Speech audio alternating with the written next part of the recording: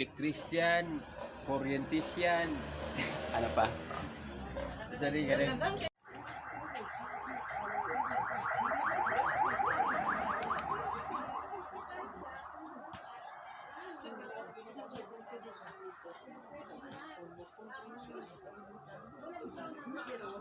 Ipadala si Ginoong Hesus ipadala des kalibutan, no?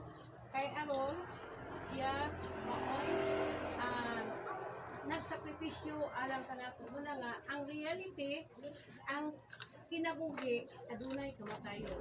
Kay si Ginoong Hesus sa sinuganan dinhi biya siya sa kalibutan nakikauban nato sulod sa 32 ka tuig na panikikauban sa mga tao katong iyang mga disciples kato silang si Mateo, Mark, Luke, John 12 sila ka apostoles.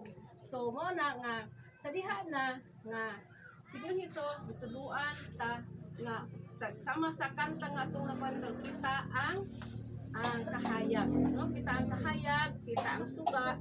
Muna nga, naagani diri o, Philippians 1:21, for to me to live is Christ and to die is gain. Muna nga, sa diha nga buhi pa ta, sa Ginoong Hesus yun, na kinabuhi ta diha ni Ginoong Hesus.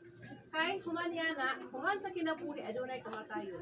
Muna nga, makaingon ta nga ang kamatayon, maoy, kadaugan, gain, no? O sa mga negosyante pa, ginansya.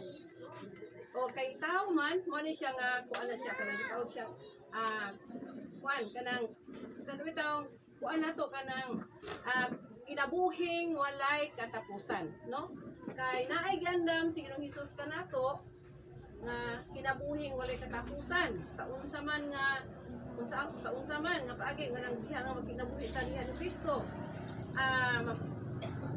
Sa diha na nga hinata diha ni Kristo, ingon din nga serve kita sa Ginoo, no?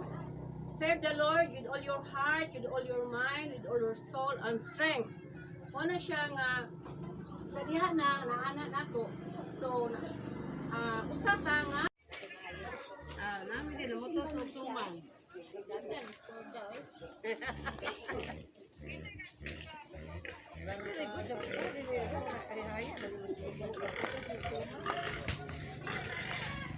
Dagan may video call ta to, magkali maka-online ka.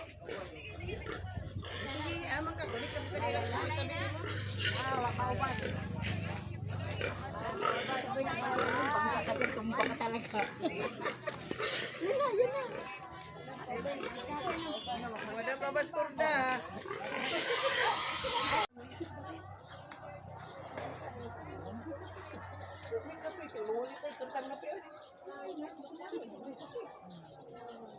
Ya o na namin.